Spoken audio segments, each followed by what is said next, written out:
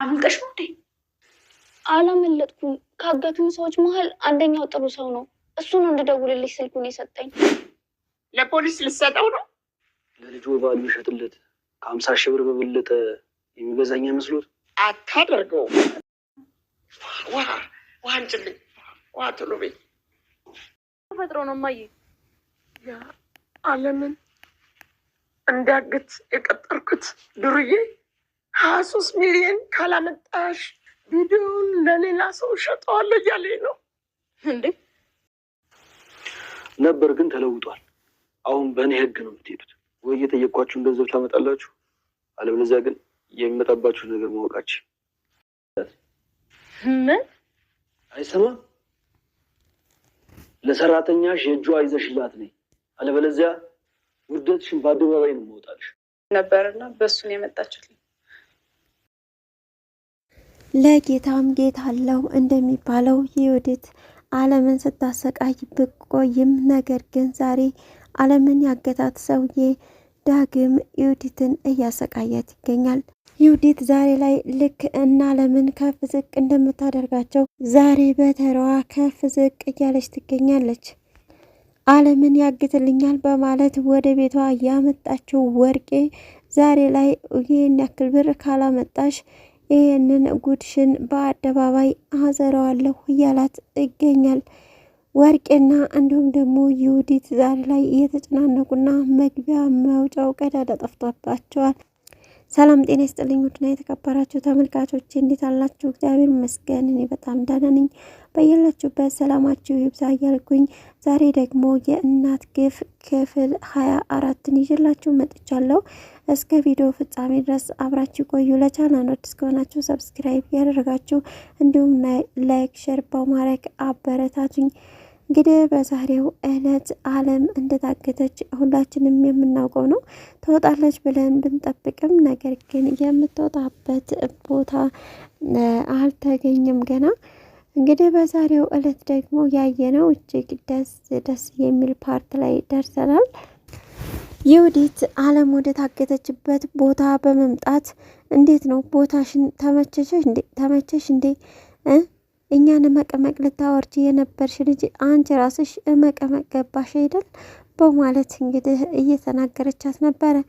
አለምም ቆይ አንቺ እንዴት አወቅሽ እኔ ቪዲዮ እንደቀረጽኩ በማለት ትጠይቃታለች።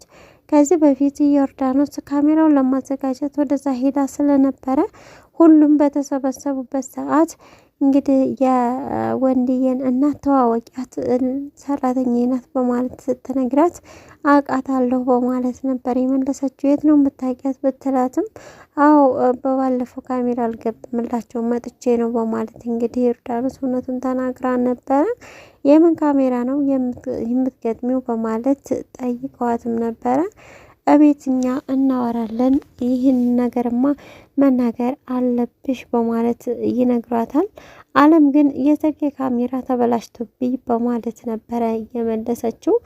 አጋቹ የአለምን ስልክ ይዞት ስለነበረ አለምን እንግዲህ ጸጉሯን በመያዝ ክፈችው ስልክሽን በማለት ይነግራታል። እዚህ ውስጥ ምንድነው ያለው በማለትም ጠይቆ ነበረ።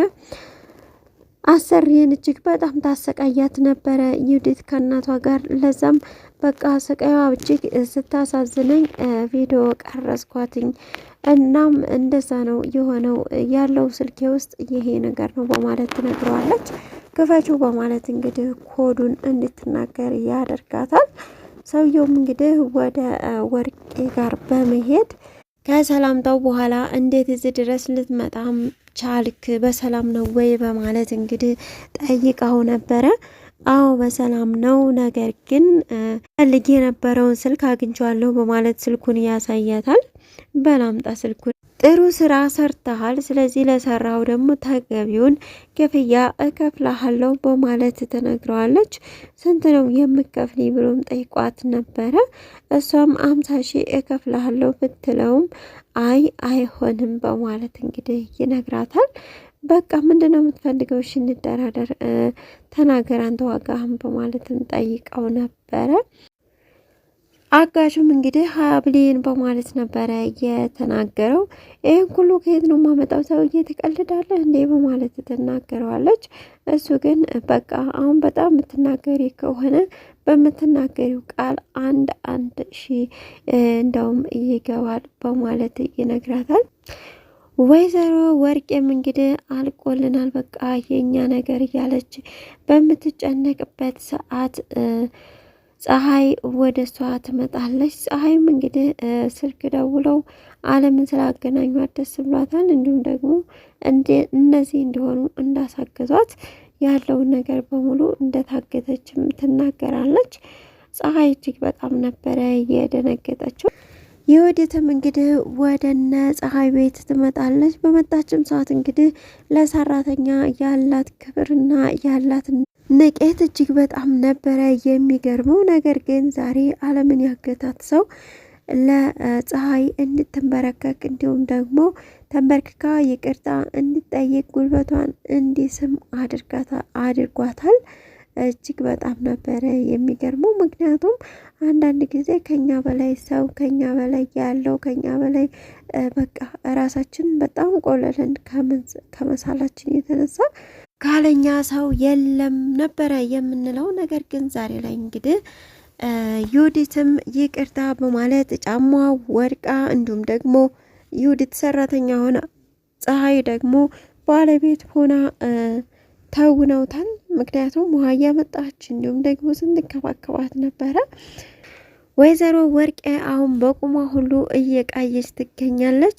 በቃ ዩዲት አልቆልናል በቃ የኛ ነገር በቅቷል እያለች እያሰበች ትገኛለች።